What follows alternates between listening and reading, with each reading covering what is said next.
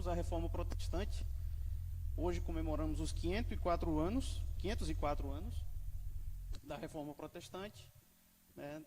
Na data de 31 de outubro de 1517, como tínhamos visto ali no slide, é essa data icônica em que comemoramos, porque foi a data em que Martinho Lutero afixou, né, as 95 teses icônicas aí também da Reforma Protestante na porta da capela do Castelo de Wittenberg, né, lá na Alemanha. Então essa data de 31 de outubro, ela é associada à Reforma Protestante por esse evento que marcou, digamos assim, o início de tudo, né? Quando Martinho Lutero afixa ali as 95 teses e que inicia toda essa discussão acerca da fé, né? E esse movimento, o movimento da Reforma Protestante, ele foi um movimento iniciado, né, a partir da compreensão mais profunda de um livro específico da Bíblia, uma carta específica da Bíblia, e de, vamos dizer, um trecho específico dessa carta, que é a carta aos Romanos, capítulo 1, versículos 16 e 17, que nós vamos ler então para iniciar a nossa aula de hoje. Então vamos todos abrir as nossas Bíblias na Epístola de Paulo aos Romanos, capítulo 1, versos 16 e 17.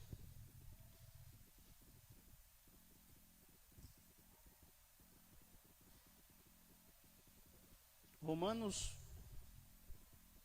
1, 16 e 17. Todos encontraram? Vamos todos ler em conjunto esses dois versículos, os versos 16 e 17. Sei que está um tempo chuvoso, meio frio, mas ajuda a gente a se esquentar um pouco, né? Colocar aí a voz para fora. Então vamos ler todos juntos a partir do verso 16.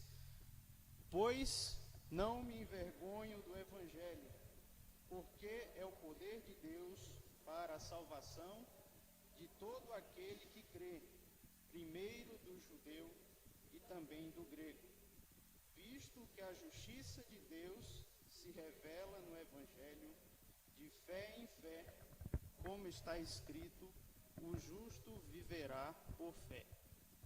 Amém. Vamos fazer uma oração? Senhor nosso Deus, nosso Pai, te agradecemos por esse dia do Senhor, e por essa oportunidade que nós temos nessa manhã de estudarmos e aprendermos um pouco mais da Tua Palavra. E te rogamos, ó Pai, encarecidamente, que o Senhor mesmo nos ensine, que nada venha, ó Deus, da nossa imaginação, mas que tudo possa vir da Tua Palavra, a revelação do Senhor para nós, e que pela ação do Teu Espírito Santo possamos todos nós ser edificados, assim, em Cristo Jesus. No nome dele que nós oramos e rogamos. Amém. Irmãos, esse texto que nós lemos, o próprio título da perícope já nos dá um indicativo do que o texto fala. O assunto da epístola, a justiça pela fé em Jesus Cristo. A partir desse texto que nós lemos, que nós temos o que foi um dos produtos mais valiosos e centrais da Reforma Protestante, que é a doutrina da justificação pela fé somente.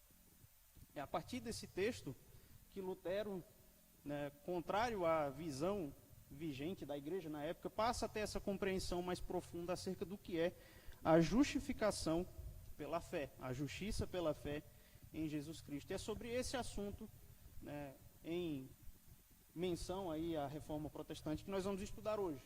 A doutrina da justificação pela fé, o que ela significa, o que ela representa para nós, que grande impacto essa compreensão dessa doutrina trouxe para Lutero, enquanto pessoa, enquanto cristão, enquanto líder da Reforma, e que importância ela tem para nós hoje, enquanto cristãos, enquanto servos de Deus, frutos também desse movimento chamado Reforma Protestante. Mas antes, vamos entender um pouco a história de Lutero. Eu acho que a história de Lutero, como nós conhecemos, acho que todos já devem ter lido alguma coisa ou assistido talvez algum filme sobre a história de Lutero, e eu acho que ela ajuda a gente a entender o quão propício foi para Lutero a compreensão também dessa doutrina, no momento da vida dele. Quando olhamos para a história de Lutero, nós vemos que Lutero era um indivíduo, um homem que tinha pavor da morte. A vida de Lutero era dominada por esse pavor da morte. Inclusive, a história conta que foi durante, né, uma cavalgada em uma tempestade severa, muito superior a essa que nós estamos tendo agora. Depois que um raio cai muito próximo a ele, né, ele apavorado, com medo da morte, com medo de não passar dali, ele faz uma promessa a Santa Ana, a santa a qual ele era devoto, de que se ele fosse poupado da morte naquele momento, ele se tornaria monge. E ele, então, sobrevive, ele é poupado, e em cumprimento dessa promessa que ele fez a Santa Ana, então, que Martinho Lutero se torna monge. Ele se torna um monge agostiniano, de certa forma motivado pelo próprio medo da morte, né, envolvido nesse episódio da vida dele. E é então assim que Lutero se torna monge. Ele vai ao monastério, ele se torna um monge agostiniano, e enquanto monge, Lutero obtém assim um certo destaque enquanto monge. Ele se torna doutor e professor em teologia. A sua vida foi marcada, ainda enquanto monge, antes mesmo da reforma, por ensino da Bíblia, o ensino e a exposição profunda de vários livros da Bíblia. E apesar de tudo isso, a vida dele ainda assim era marcada por uma angústia profunda. Lutero vivia em angústia porque a sua vida era marcada por uma forte convicção de pecado. Mesmo doutor, mesmo professor em teologia, sua vida era marcada por uma forte convicção de pecado, falta de paz e de certeza de salvação, temor das penas eternas e aflição por não se sentir aceito e perdoado por Deus. Nós vemos isso nos seus escritos, né, inclusive em testemunhos também do próprio tutor de Lutero. Enquanto ele era monge, ele tinha um tutor com quem ele se aconselhava, e esse teor do medo, né, o medo da morte, essa falta de certeza, de salvação, de aceitação diante de Deus, era algo muito presente, inclusive no aconselhamento de Lutero. Ele não se sentia perdoado e aceito por Deus, por mais que se esforçasse para isso, nas suas penitências, nas suas disciplinas espirituais, mas Lutero lutava com essa aflição. Então, Lutero, quando lia a carta aos Romanos e quando lia essa expressão que nós vemos aqui, no versículo 17, justiça de Deus, Lutero tinha uma dificuldade tremenda com essa expressão, que é uma expressão-chave de Paulo aqui em Romanos. Ela é muito recorrente, justiça de Deus. E o que justiça de Deus representa para um homem pecador como eu, miserável? Condenação, castigo, ira, o peso da ira de Deus sobre o pecador. Para mim, enquanto pecador, a expressão justiça de Deus só pode significar isso. O contexto da época também não ajudava muito, né? A prática vigente da Igreja Católica Apostólica Romana era da venda de indulgências, né? O principal assunto das 95 teses de Lutero era a crítica à venda de indulgências, né? E o que eram as indulgências? Eram a oferta da graça divina, né, que poderia, assim, prover pagamento de pecados mesmo após a morte, né, em troca de dinheiro, em troca de pagamento monetário, né. A Igreja Católica defendia, e ainda defende até hoje, que existe o meio termo do purgatório, onde pessoas que morreram não em pecado mortal, mas em pecado venial, em pecados menos graves, esses pecados podem ser pagos após a morte no purgatório. E as indulgências eram como se fosse assim, para completar a penitência que a pessoa não fez em vida, e o pagamento do purgatório poderia ser abreviado. E Lutero lidava com isso, né? Lutava contra essa ideia também de que a graça divina poderia ser comprada. Então, o contexto da época não ajudava também a lidar com esse dilema de como ser justo diante de Deus, como ser aceito, como ser perdoado dos meus pecados. E justificação, quando nós falamos em justificação, a doutrina da justificação, é exatamente isso que a doutrina se trata, de como o homem pode ser perdoado e pode ser aceito diante de Deus. O Catecismo Maior de Westminster, ele tem uma pergunta, a pergunta 70, que pergunta exatamente isso: o que é a justificação? E a resposta, então, inicia: justificação é um ato da livre graça de Deus para com os pecadores, pelo qual ele os perdoa, aceita e considera justas suas pessoas diante dele. Justificação, então, se trata exatamente desse dilema de Lutero: como o homem pode ser perdoado, aceito e considerado justo, justificado diante de Deus. E foi durante o estudo mais aprofundado desse texto que nós lemos, Romanos, em especial o capítulo 1, os versos 16 e 17, que essa compreensão de Lutero passou a mudar. Justiça de Deus não passa a ser mais associado na vida do cristão como ira, condenação, castigo, penas eternas, mas, como nós vemos aqui no texto, justiça de Deus passa a ser associado e ligado à salvação e vida. Como nós lemos no verso 17, a justiça de Deus se revela no Evangelho.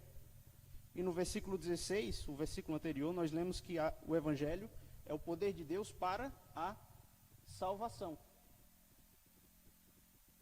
Paulo, falando da justificação pela fé, associa a justiça de Deus à vida, porque, como está escrito, o justo viverá. Salvação e vida, conceitos que parecem ser opostos ou não estarem tanto associados à condenação, à ira, a castigo eterno. Então foi a partir dessa compreensão que Lutero passa a entender a justiça de Deus como sendo a vida por meio da fé. Porque, como está escrito, o justo viverá por fé. E Lutero então comenta sobre quando ele passou a ter essa compreensão mais profunda, né? Temos uma citação de Lutero em um de seus comentários, e ele diz o seguinte: aí passei a compreender a justiça de Deus como sendo a justiça em que o justo vive a partir da dádiva de Deus, e isto por meio da fé. Então tive a sensação de que eu tinha nascido de novo e que, passando por portões abertos, tinha entrado no próprio paraíso. Nós vemos o quão diferente foi essa sensação de Lutero, após essa compreensão mais profunda da justiça pela fé, o quão diferente era da sensação antes. O dilema, a aflição por não se sentir aceito diante de Deus, perdoado, mas agora compreendendo que o justo vive pela fé, ele é justificado pela sua fé, ele se sente como entrando no próprio paraíso.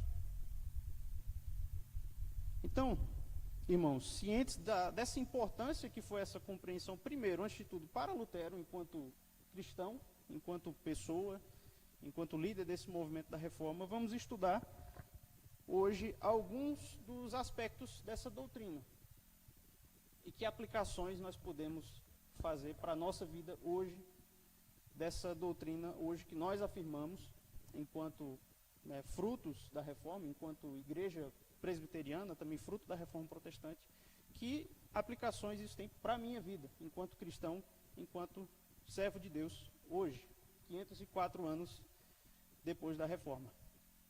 Tá ok? Então,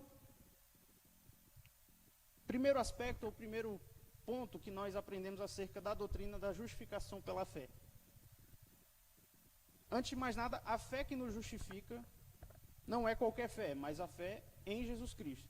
E eu acho que é importante pontuar isso em primeiro lugar, porque hoje a própria palavra fé é uma palavra banalizada, é uma palavra que é relativizada, né? Hoje associa-se fé, na verdade, a qualquer coisa, a qualquer crença que qualquer pessoa possa afirmar, em qualquer divindade, em qualquer fé, em qualquer religião, né? O mundo e a cultura hoje pregam que fé, na verdade, vai de cada um. E que, na verdade, todas as fés são igualmente válidas, são igualmente, né, cada um segue a sua verdade, cada um segue a sua fé. Mas o que primeiro deixamos bem claro é que a justiça de Deus, né, ela é mediante a fé, mas não qualquer fé, mas a fé específica, a fé cristã, a fé em Jesus Cristo. Se nós formos algumas páginas aí à frente, no capítulo 3 de Romanos, versos 21 a 24,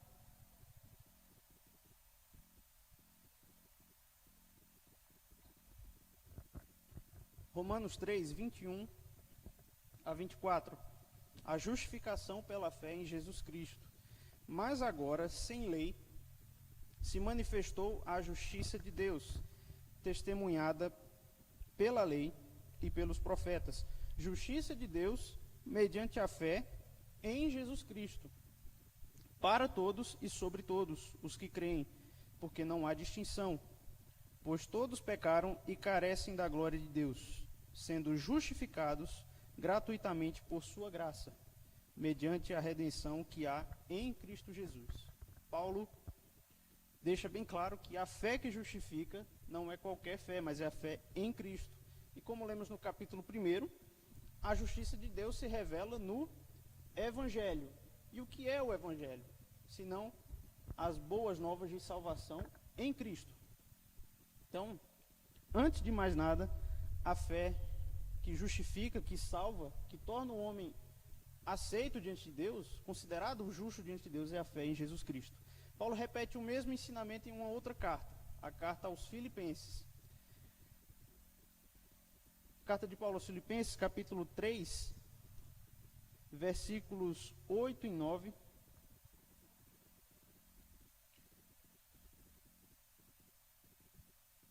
Filipenses 3, 8 e 9, para os irmãos que quiserem abrir e acompanhar a leitura. Paulo assim diz: sim, deveras considero tudo como perda, por causa da sublimidade do conhecimento de Cristo Jesus, meu Senhor, por amor do qual perdi todas as coisas, e as considero como refúgio para conseguir Cristo, e ser achado nele, não tendo justiça própria que procede de lei, senão a que é mediante a fé em Cristo, a justiça que procede de Deus, baseada na fé.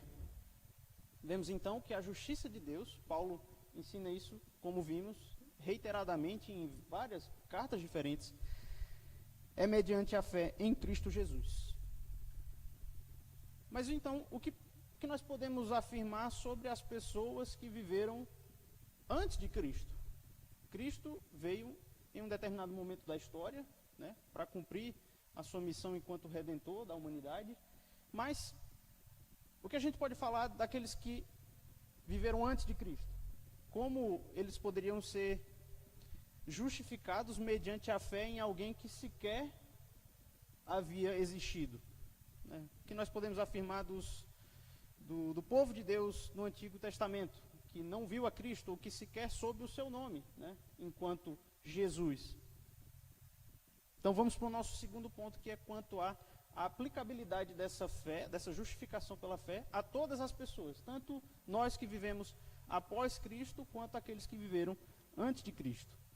E quando nós estudamos a Escritura, nós vemos que no Antigo Testamento, as pessoas também eram salvas pela fé em Jesus Cristo, mas na forma da promessa, na forma não da fé em alguém que veio, mas na forma de alguém que viria, e que havia uma promessa da parte de Deus que o Redentor, o Messias, Jesus Cristo, viria. Então, é importante nós entendermos que a revelação de Deus em revelar para o homem o seu plano de salvação, como ele queria que o homem, né, como ele determinou que o homem seria salvo, ele foi progressivo, né? Ele não foi todo, né, numa tacada só, mas Deus foi revelando aos poucos à humanidade, né, soltando pedaço de informação por pedaço de informação ao longo dos séculos, de como o homem pode ser salvo. Mas, para cada momento específico, aquilo que as pessoas poderiam saber acerca da salvação era o suficiente para que eles pudessem ser salvos, se eles crescem. A fé continua sendo a base de justificação. A revelação, então, de Jesus, esse em quem nós cremos para sermos justificados, ela também é progressiva. Quando nós vamos lá para Gênesis 1, Adão e Eva, eles têm a revelação de Jesus Cristo como sendo o descendente da mulher que viria para pisar a cabeça da serpente. É um nível de revelação muito inicial, muito primário, mas ainda assim suficiente para que eles pudessem crer e ser justificados pela sua fé. Muito tempo depois, em Abraão, nós temos a revelação de Cristo como sendo o seu descendente, por meio de quem todas as famílias da terra seriam abençoadas, e como a oferta substitutiva, né? A oferta que substituiu Isaac no episódio de Moriá, né? É um nível de revelação mais avançado do que Adão havia recebido, mas suficiente para que ele pudesse crer e ser salvo por isso. Em Moisés, muitos anos depois, né, gerações depois, Cristo é revelado como o Cordeiro Pascal, né, que poupou os primogênitos da morte. E também nós temos Cristo revelado como o grande profeta prometido lá em Deuteronômio. Muito tempo depois, em Davi, a renovação da aliança de Deus, em Davi, Cristo é revelado como o rei, que seria da sua linhagem, que se sentaria no trono para sempre. Nos profetas, se nós formos, por exemplo, para Miqueias, nós temos já uma revelação muito mais avançada, né, com informações muito mais precisas. Em Miqueias, Cristo é revelado como o bebê que nasceria em Belém. E tu, Belém Efrata, né? Então, percebem como as informações elas vão sendo complementadas e expandidas com o passar do tempo, mas ainda assim, em cada uma dessas épocas, Deus determinou que aquilo seria o suficiente para que, se as pessoas crescem naquela revelação, eles fossem salvos, e também a sua salvação, a sua justificação era também baseada na fé em Cristo, mas com aquilo que ele poderia conhecer de Cristo. Hoje nós sabemos que o seu nome é Jesus, o Filho de Maria, aquele que veio ao mundo, o Nazareno. Sabemos que ele é quem cumpre todas essas promessas feitas, todas essas revelações aqui progressivas, elas culminam em Jesus Cristo. E hoje nós somos justificados pela fé nele, mas nossos irmãos do Antigo Testamento também eram justificados pela fé em Cristo, baseado na promessa e na revelação que eles tinham disponíveis. Nós vemos, voltando agora para Romanos, né, Paulo, no capítulo 4, ele fala inclusive de Abraão como sendo justificado também pela fé. Romanos 4, voltando aí para a Epístola aos Romanos, no versículo 3, Paulo, ainda escrevendo aos Romanos, diz: pois que diz a Escritura? Abraão creu em Deus, e isso lhe foi imputado para justiça. Abraão creu em Deus, Abraão teve fé, e isso foi imputado a ele como justiça. E como nós sabemos que essa fé de Abraão era a fé em Jesus Cristo, aí nós podemos ir lá para o Evangelho de João, capítulo 8. Muito próximo aí do texto da nossa devocional de hoje, né? 2 capítulos à frente, Evangelho de João, capítulo 8.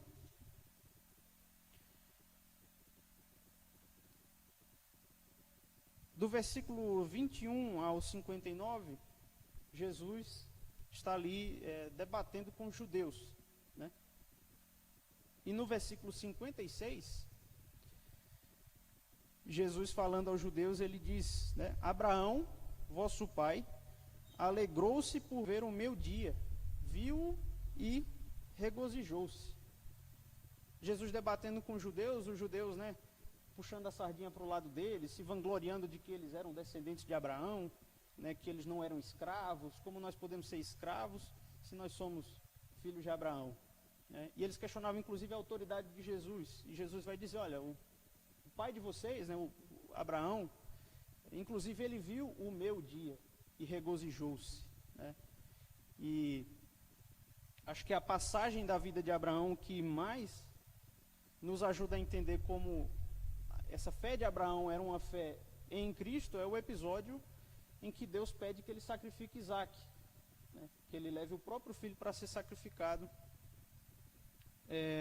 a pedido de Deus, mas quando Abraão está prestes ali a sacrificar Isaac, aparece o anjo do Senhor que o impede de sacrificar Isaac, aponta para um carneiro que está ali preso pelos chifres, e aquele carneiro é sacrificado no lugar de Isaac, né?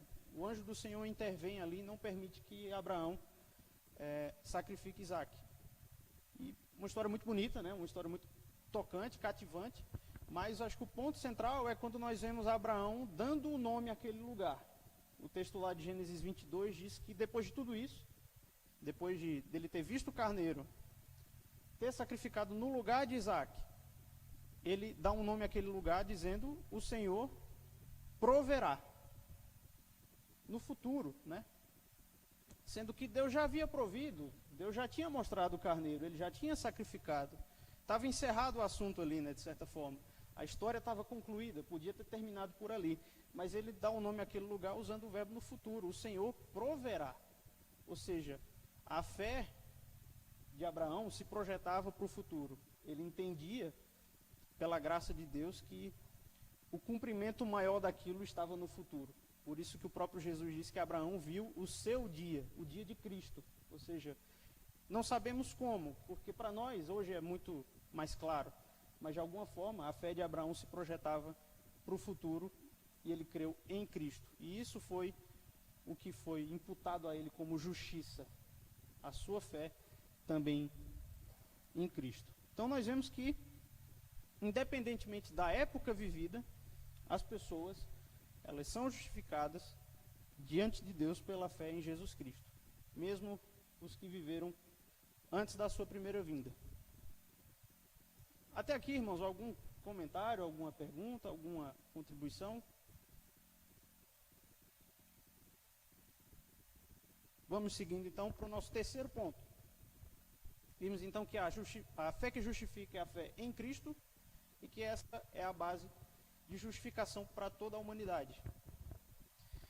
Nosso terceiro ponto, então, nós aprendemos que a justificação, se ela é por meio da fé, sua origem é a graça divina, pois a fé é uma dádiva de Deus. Se a justificação é pela fé, como nós cantamos, né, e aprendemos, a sua origem só pode ser a graça divina. Porque a palavra nos ensina que a fé não é algo que nós produzimos em nós, mas é Deus, o próprio Deus, quem produz em nós. A fé é um presente de Deus, é uma dádiva de Deus. O mesmo Paulo, que escreve aqui em Romanos, escreve também aos Efésios, né, no capítulo 2, versículos 8 e 9, Efésios 2, 8 e 9, versículos 8 e 9. O mesmo Paulo que escreveu aos Romanos, escreve aos Efésios e nos ensina que pela graça sois salvos, mediante a fé. E isto não vem de vós, é dom de Deus, não de obras, para que ninguém se glorie. O que isso quer dizer, né? A fé é um dom de Deus, é uma dádiva divina para nós. E se a justificação é pela fé, que é um dom de Deus, não é algo que eu produzo em mim, essa doutrina ela exclui qualquer boa obra meritória do ser humano que possa então contribuir para isso. Para sermos salvos, para sermos aceitos e perdoados por Deus, nada que nós façamos contribui para isso, porque somos justificados pela fé, que é um dom de Deus. E é a partir dessa compreensão que a Reforma cunhou um dos 5 solas, né, o sola fide, que afirma que a justificação é recebida então somente pela fé. Aquilo que nós fazemos, as nossas obras, sejam elas as melhores possíveis que nós podemos fazer, não que elas sejam inúteis, mas elas não contribuem para sermos aceitos diante de Deus, porque a própria palavra nos ensina que as nossas melhores obras são como trapos de imundícia. Voltando mais uma vez a Romanos, capítulo 4, onde nós lemos que Abraão creu e isso lhe foi imputado para a justiça, no versículo 3, nós lemos aí na continuação do verso 4 ao verso 8, Romanos 4, verso 4 ao 8, nós vemos Paulo nos ensinando isso, né? E deixando bem claro isso, que as nossas obras, elas não contribuem, então, para essa nossa justificação. A partir do verso 4, então, de Romanos 4. Ora, ao que trabalha, o salário não é considerado como favor, e sim como dívida. Mas ao que não trabalha, porém crê naquele que justifica o ímpio, a sua fé lhe é atribuída como justiça. E é assim também que Davi declara ser bem-aventurado o homem a quem Deus atribui justiça, independentemente de obras. E aí nós temos uma citação aí do Salmo 32, Salmo de Davi, que diz: bem-aventurados aqueles cujas iniquidades são perdoadas e cujos pecados são cobertos. Bem-aventurado o homem a quem o Senhor jamais imputará pecado. Paulo nos ensina então que Deus atribui justiça ao homem, como diz aí no verso 6, independentemente das obras. Ou seja, o homem, né, que não trabalha, como diz aí no verso 5, né, o homem que não trabalha, ou seja, ele não contribui em nada para a sua justificação. Se o homem contribuísse de alguma forma, se fosse pelo trabalho, pelas obras, não seria graça, seria um salário, né, como Paulo ensina aqui. Porque o salário não é considerado como favor, e sim como dívida. Deus estaria em dívida conosco se as nossas obras nos justificassem. Mas somos justificados pela fé, portanto, pela graça. E aí nós vemos o ponto em que a compreensão de Lutero divergiu quase que completamente da visão vigente da igreja na época, né? A Igreja Católica, ela entende que a santificação, ela está inclusa na definição de justificação. Assim pregava na época e assim prega até hoje. Em resumo, né, na visão católica romana, essa graça salvadora, ela pode ser perdida. Ela pode ser recebida e em um determinado momento ela pode ser perdida também, caso o homem incorra em um pecado grave, um pecado considerado mortal, né, nas definições católicas de pecado. Os pecados veniais e os pecados mortais, os pecados gravíssimos, como homicídio, adultério. Essa graça salvadora, ela pode ser perdida, mas ela pode ser recuperada, né? Ela pode ser recuperada por meio de arrependimento, e até aí tudo bem. De fato, o arrependimento, ela é o caminho para a restauração do homem pecador, mas em conjunto com as obras de caridade, a participação nos sacramentos e a penitência, né? Tudo isso está incluso, digamos assim, no pacote de justificação, de obtenção que o homem pode ter dessa graça divina de salvação. Para a visão da época que Lutero, então, divergiu, né, a visão da época, da igreja da época, a justificação é um processo. Ela é algo que segue como um processo contínuo. E processo esse que é de sinergia do homem com Deus. É uma ajuda mútua de Deus, de um lado, e o homem contribuindo com a sua parte também, com as suas obras de caridade, fazendo as penitências, participando dos sacramentos. Mas como nós inclusive lemos, eu citei aqui na verdade para vocês, né, a pergunta 70 do Catecismo Maior de Westminster diz que a justificação não é um processo, ela é um ato da livre graça de Deus. E portanto, nós avançamos agora para um quarto ponto, a partir disso. Um quarto aspecto da doutrina da justificação pela fé, que é essa justificação é um ato, não é um processo, mas é um ato. E não somente um ato, mas é um ato judicial de Deus, que precede a santificação. Então, vou repetir, a justificação é um ato judicial que precede a santificação.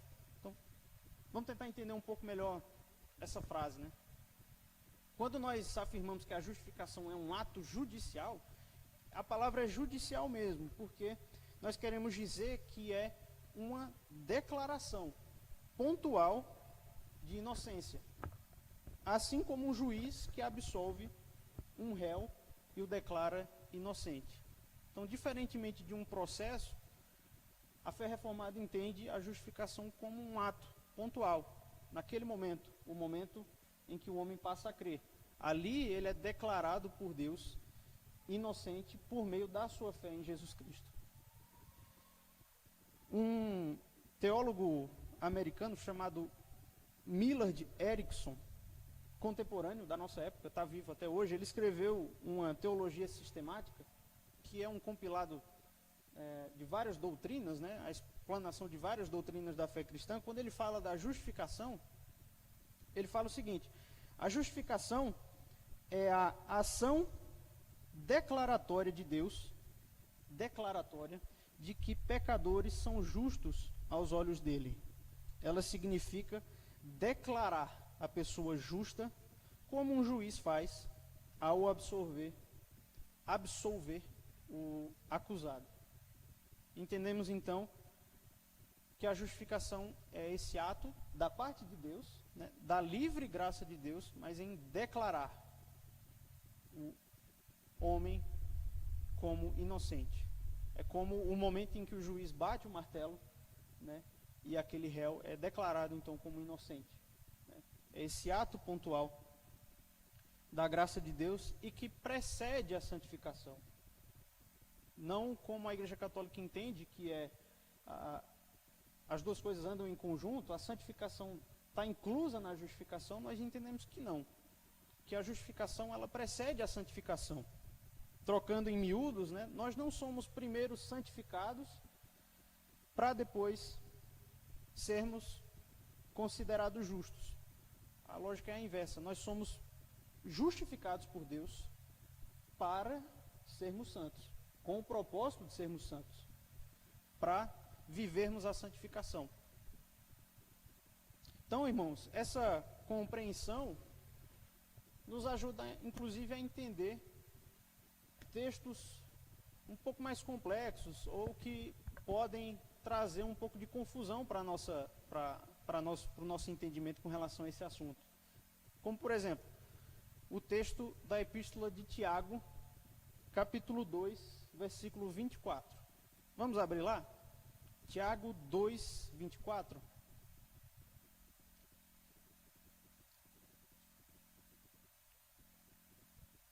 Tiago, Epístola de Tiago, capítulo 2, versículo 24. Nós vamos ver que esse é um texto que para muitos pode trazer alguma confusão ou algum desentendimento. Né? Tiago, então, no capítulo 2, ele fala sobre a fé sem obras, que é uma fé morta. E no versículo 24 ele diz: verificais que uma pessoa é justificada por obras e não por fé somente. Poxa, parece ser exatamente o contrário do que Paulo fala lá em Romanos, né? A gente não viu que era independentemente das obras? Por que Tiago fala então que a justificação, a pessoa é justificada por obras e não por fé somente? Inclusive disse que Martinho Lutero, quando foi fazer a tradução da Bíblia para o alemão, ele teve muita dificuldade em incluir a Epístola de Tiago, né? Porque ele mesmo acho que tinha alguma dificuldade em entender isso, porque parecia ir contrário ao ensinamento de Paulo. Então, como é que a gente faz conciliar os dois textos sagrados? Como é que os dois podem ser verdade ao mesmo tempo? Porque a justiça de Deus é independentemente das obras, mas a pessoa é justificada por obras, não somente por fé. Né? E aí, partindo dessa compreensão, né, que Lutero trouxe, nós, então, conciliamos as duas ideias, os dois textos, entendendo que as obras, apesar de não contribuírem no processo de justificação, aliás, no ato de justificação da parte de Deus, elas necessariamente a acompanham e elas evidenciam essa fé salvadora. As obras, então, as nossas boas obras, as obras de caridade, as nossas disciplinas espirituais, a vida de oração, o jejum, a vida de comunhão com Deus, o fazer o bem ao próximo, tudo isso não contribui em nada para a nossa justificação, porque a nossa fé é dom de Deus e nós somos justificados independentemente das obras. Mas essas obras, a ideia que nós entendemos aqui do texto de Tiago é que elas são a evidência dessa fé, né? Elas são os frutos da boa árvore, né? Conhecereis a árvore pelos seus frutos. Então, nós, enquanto árvores, né, os nossos frutos devem ser as nossas boas obras, os frutos do Espírito, né? A vida que nós levamos de testemunho, de bom testemunho para o mundo, fazendo o bem, amando o nosso próximo, como a nós mesmos, tudo isso, na verdade, então, deve acompanhar a fé. E aí é onde nós colocamos também um ponto muito importante, que não existe fé salvadora sem obras, porque Tiago nos ensina que essa fé é uma fé morta, e uma fé morta não pode salvar, né? Então as obras, elas devem acompanhar essa fé que salva, essa fé que justifica, e elas, na verdade, muito mais do que acompanham, elas evidenciam, elas são a evidência da presença dessa fé que veio como um dom de Deus, como uma dádiva de Deus para nós. Ficou claro, irmãos? Ô, Mauro?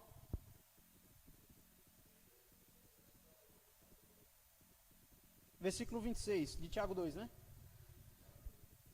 Porque assim como o corpo sem espírito é morto, assim também a fé sem obras é morta.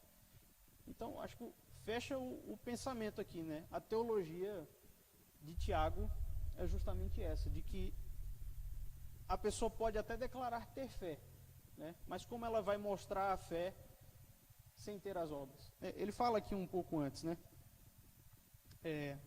Versículo 18. Tu tens fé, e eu tenho obras. Mostra-me essa tua fé sem as obras, e eu com as obras te mostrarei a minha fé. Vai paralelo com essa ideia que nós construímos aqui juntos, né? Eu te mostro a minha fé com as minhas obras. Mas como é que você vai mostrar, né, a sua fé sem as obras?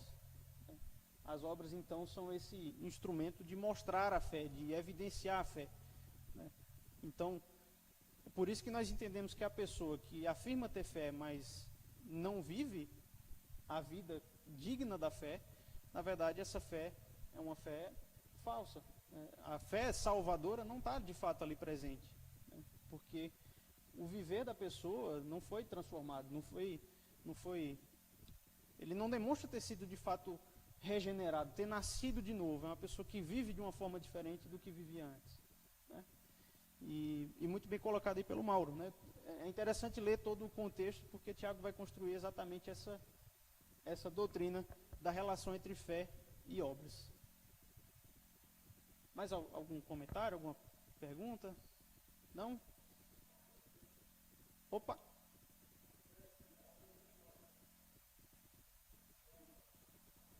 Não entendi.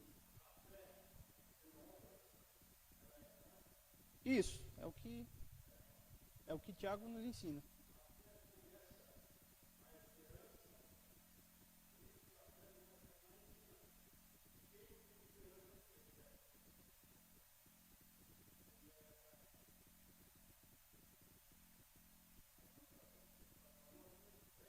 Aham.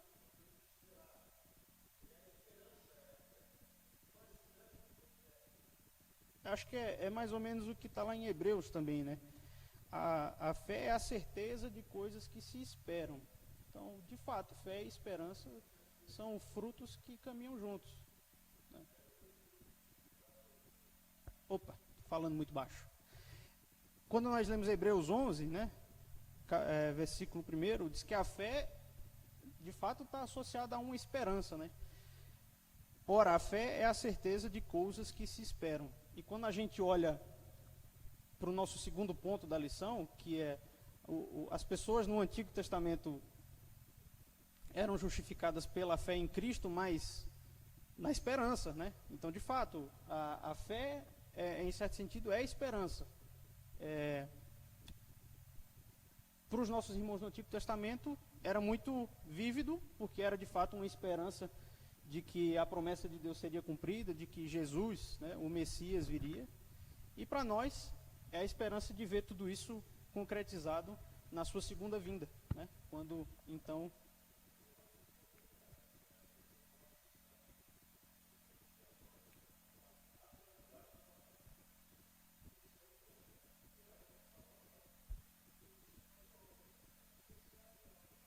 Exato.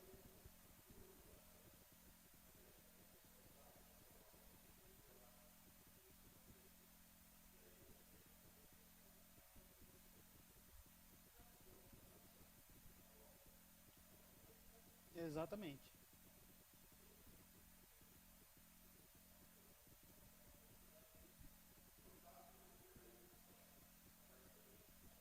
Exato.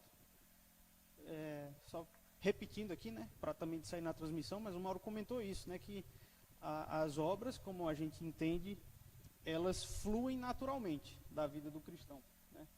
Porque é como você ter uma árvore que você planta, rega, cuida dela.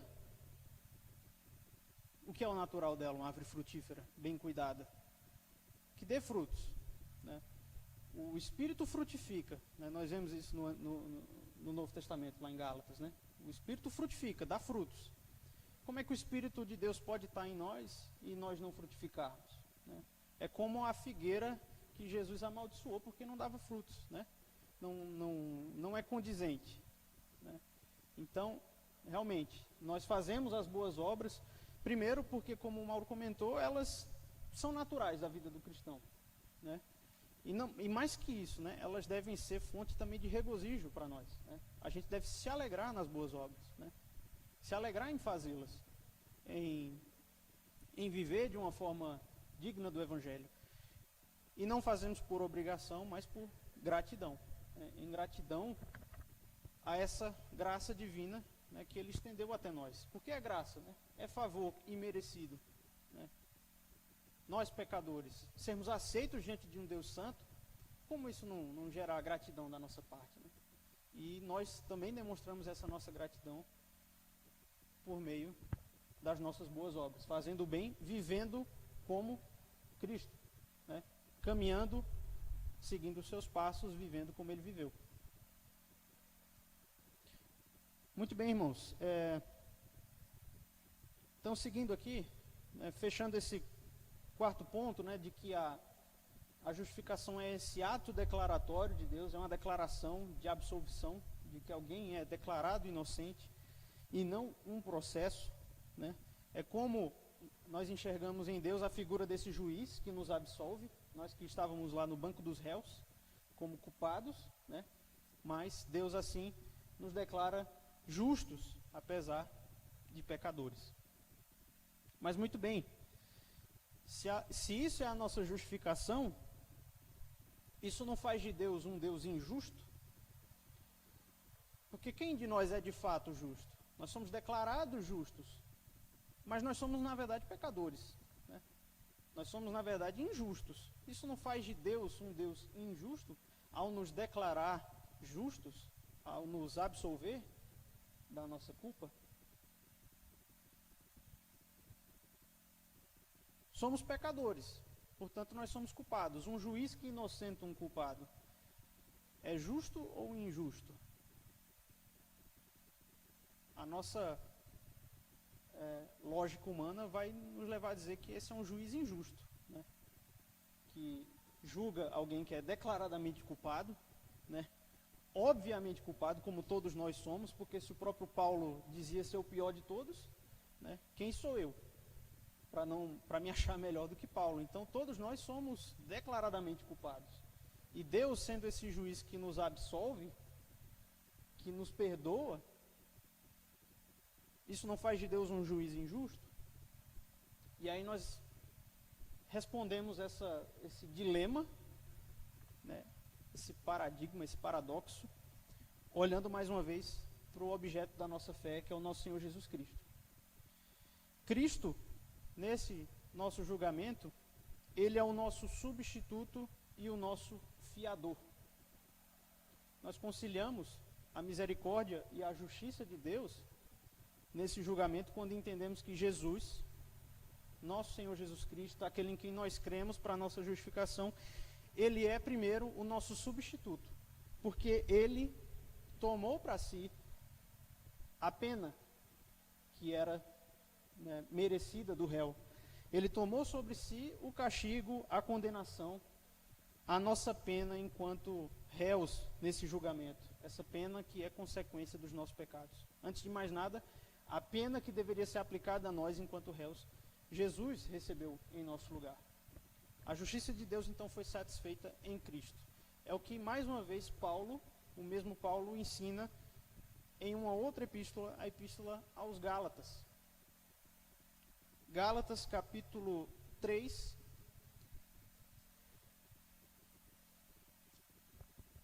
do 11 ao 14.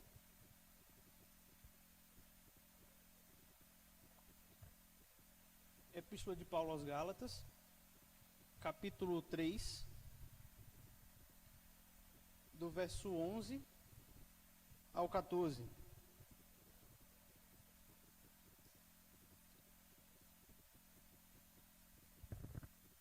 Todos pois não. À vontade.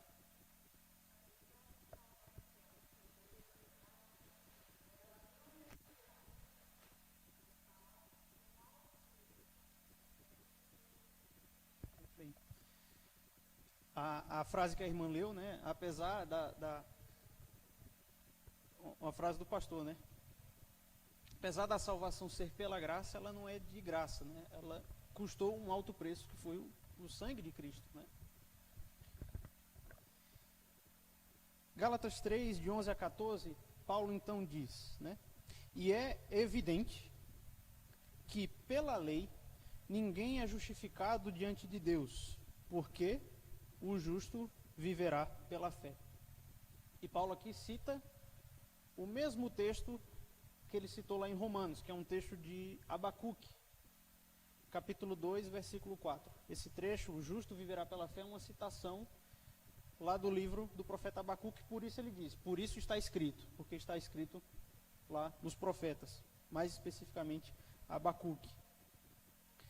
Versículo 12, ora, a lei não procede de fé, mas aquele que observar os seus preceitos, por eles viverá. Cristo nos resgatou da maldição da lei, fazendo-se ele próprio maldição em nosso lugar. Porque está escrito, maldito todo aquele que for pendurado em madeiro, para que a bênção de Abraão chegasse aos gentios em Jesus Cristo, a fim de que recebêssemos pela fé o Espírito prometido. Paulo, então, retoma o assunto da justificação pela fé, o justo viverá pela fé, e não pela lei, as obras da lei, e ele associa isso à morte de Cristo, no madeiro da cruz, em nosso lugar, porque maldito é todo aquele que for pendurado no madeiro, assim como a lei de Moisés dizia, maldito é todo que for pendurado no madeiro. Ele é maldito, e Cristo se fez maldição em nosso lugar. A morte de Cristo representa, então, ele se fazendo maldição em nosso lugar. Ele sendo ali o nosso substituto, porque nós éramos os malditos. Nós éramos aqueles dignos dessa morte cruel. Mas ele se fez a maldição em nosso lugar. Se fez maldição e foi pendurado no madeiro por nós. Cristo, então, é o nosso substituto quanto a pena que deveria ser aplicada a nós, réus, culpados. E aqui, ressaltando mais uma vez que, como a nossa irmã comentou, apesar de nós termos sido justificados diante de Deus, sermos aceitos por Deus, né, enquanto declarados justos por Deus, mas ainda assim o nosso pecado continua gravíssimo diante de Deus. porque exigiu a morte do seu filho, né? Exigiu a morte de um homem perfeito, de um homem que não tinha pecado. A gravidade do nosso pecado é tamanha que, se a gente parar para pensar, morreu alguém que não merecia, alguém que não tinha culpa nenhuma. Assim como o cordeiro lá no Antigo Testamento não tinha mancha, né, que era sacrificado, não tinha mancha, não tinha defeito, Cristo não tinha mancha, Cristo não tinha defeito, não tinha pecado, mas ele foi morto. Ele foi o nosso substituto, recebendo assim a pena no nosso lugar. Então nos faz nos colocar nessa posição de justificados, mas compreendendo que o nosso pecado, Deus, né, não simplesmente o esqueceu, né? Ainda assim o nosso pecado era grave e precisava ser pago. E foi pago por Cristo, então, na cruz. Claro esse ponto, irmãos, de como Cristo é o nosso substituto, nesse sentido, de ter recebido a condenação em nosso lugar? Muito bem. Mas Cristo não é só nosso substituto, Ele é também o nosso fiador nesse julgamento. Porque Ele oferece a Deus, ao Pai, a sua justiça como sendo a nossa. Cristo não só é nosso substituto por ter nos substituído quanto à aplicação da pena, mas Ele é o nosso fiador, porque Ele faz da sua justiça, a justiça dele, que é revelada na vida perfeita que Ele levou, essa vida sem pecado, sem mancha, em perfeita comunhão com o Pai, Ele oferece essa sua justiça como sendo a nossa. E é isso que quer dizer quando lemos na Escritura que essa justiça é imputada a nós. Abraão creu e isso lhe foi imputado. Isso lhe foi, né, feito seu. Assim como um fiador, né, oferece um crédito, né, numa situação de afiançamento, ele oferece um crédito como se fosse o crédito do afiançado, né? Quando você vai fazer, né, sei lá, alugar uma casa ou fazer um empréstimo, né, o fiador age nesse sentido, né, de oferecer ali um crédito que não é seu, é dele, mas é como se fosse o seu, né? O credor enxerga aquela fiança, aquele crédito como se fosse o seu, apesar de não ser. Nesse sentido, Cristo é o nosso fiador, porque Ele oferece a Deus Pai a sua justiça, a sua perfeição, como sendo a nossa. Ele é nosso fiador. Mais uma vez, o Erickson, o teólogo que eu citei um pouco antes, né, nessa mesma teologia sistemática que ele escreveu, ele afirma que a justificação não é uma questão de tornar a pessoa justa ou alterar a sua real condição espiritual. Nós vemos que isso é mais o processo de santificação. Mas é um ato forense, judicial, imputando a justiça de Cristo ao crente. Deus olha para nós e enxerga a justiça de Cristo. A justiça que Cristo ofereceu como sendo a nossa. E isso é amparado, mais uma vez, pelas Escrituras, né? Por isso que eu sempre faço questão de a gente ler bastante os textos, para sempre suportar aquilo que a gente está construindo juntos aqui, pelo texto sagrado. E isso é ensinado por Paulo, mais uma vez em Romanos, mas agora no capítulo 5. Romanos 5, a partir do verso 12, na perícope que tem por título Adão e Cristo. Romanos 5, a partir do verso 12.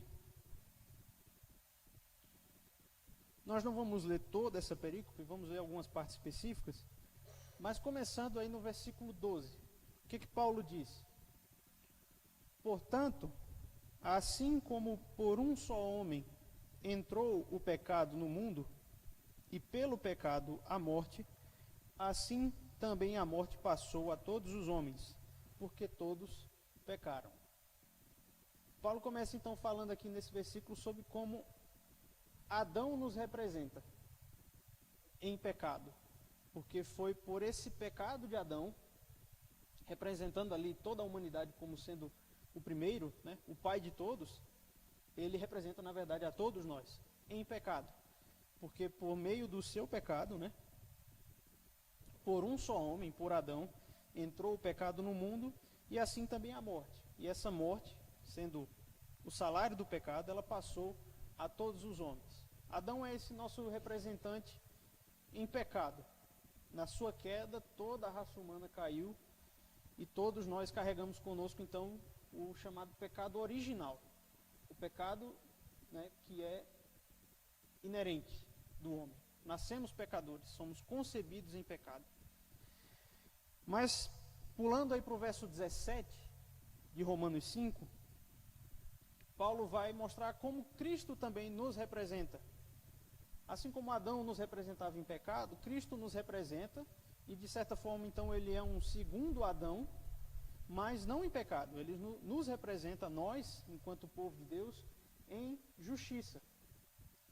No verso 17, então, até o 19, Paulo diz: se pela ofensa de um e por meio de um só reinou a morte, ou seja, Adão, muito mais os que recebem a abundância da graça e o dom da justiça reinarão em vida por meio de um só, a saber, Jesus Cristo. Pois assim como por uma só ofensa veio o juízo sobre todos, os homens para condenação, assim também por um só ato de justiça veio a graça sobre todos os homens para a justificação que dá vida. Porque como pela desobediência de um só homem muitos se tornaram pecadores, assim também por meio da obediência de um só muitos se tornarão justos. Então é por meio da obediência de um só, Cristo, porque ele é o único de fato obediente, o único homem que viveu a perfeita obediência a Deus, né, sem mancha, sem pecado, por meio dessa obediência, da sua obediência, que muitos se tornarão justos. Cristo é o nosso representante em justiça. Assim como Adão nos representava em pecado, Cristo nos representa em justiça. Muitos se tornaram justos pela obediência de um só, a obediência de Cristo. Sendo assim, o julgamento divino, então, é justo. Não é injusto, pois a sua base é a justiça de Cristo. A pena foi aplicada. Foi apresentado uma fiança, um crédito que satisfez a justiça de Deus. O julgamento divino é um julgamento, portanto, justo. A justiça de Cristo é a base dela. Cristo, diferentemente de Adão, que caiu a partir da tentação da serpente, né, ali por meio de Eva, Cristo venceu o tentador. Assim nós lemos no Evangelho. Cristo foi tentado, mas venceu. Venceu o diabo, a antiga serpente, que levou o nosso pai Adão a pecar. Então, irmãos, concluindo, caminhando para a nossa conclusão, tendo visto esses pontos, né, esses aspectos acerca da doutrina da justificação, relembrando, né, vimos que a fé que justifica é a fé em Jesus Cristo e não qualquer fé, mas a fé no Salvador Jesus. E vimos que no segundo ponto, vimos que essa fé é a base de justificação para toda a humanidade, tanto os que viveram antes de Cristo como os que viveram depois, incluindo nós. E vimos também que a justificação, sendo por meio da fé, a sua origem é a graça divina, portanto o homem não pode contribuir por obras, é a graça de Deus que declara o homem justo por meio da fé em Cristo.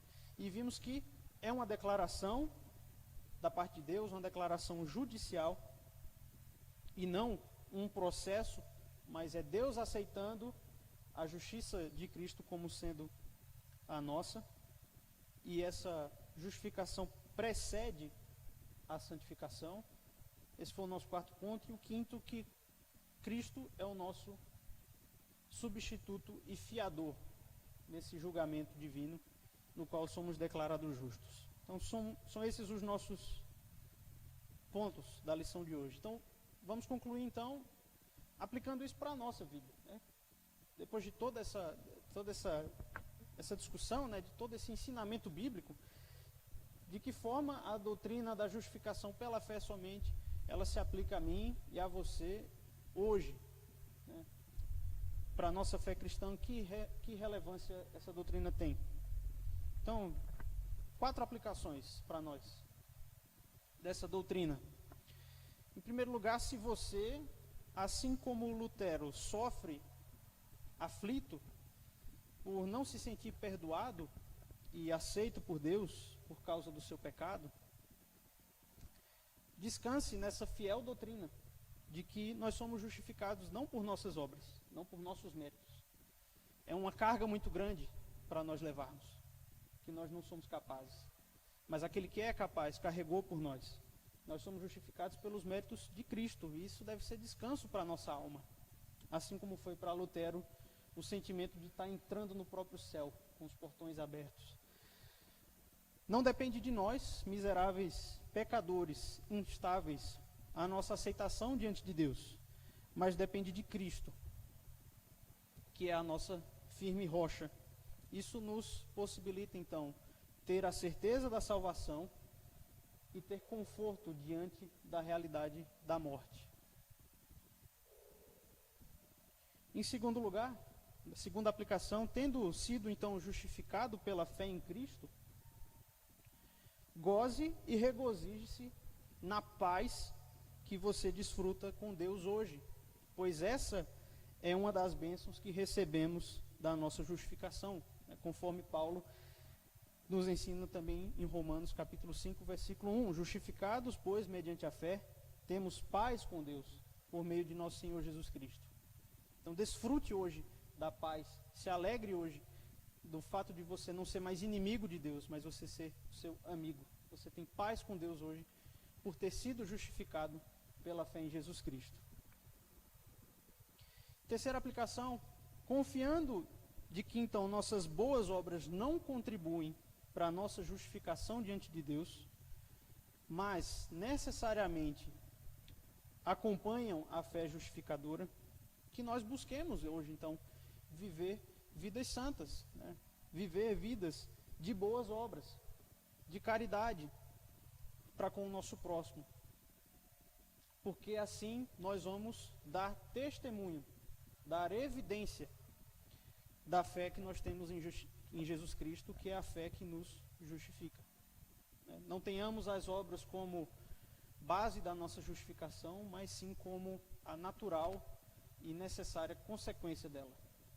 E por fim, entendendo que, apesar de justificados, né, nosso pecado ele continua grave diante de Deus, tão grave que exigiu o sacrifício de um inocente, de um homem perfeito, Jesus Cristo, que isso nos leve também a uma vida de contínuo arrependimento e confissão dos nossos pecados. Mas na certeza de que todos já foram perdoados por meio de Cristo e que já fomos declarados justos diante de Deus quando cremos nele. Amém?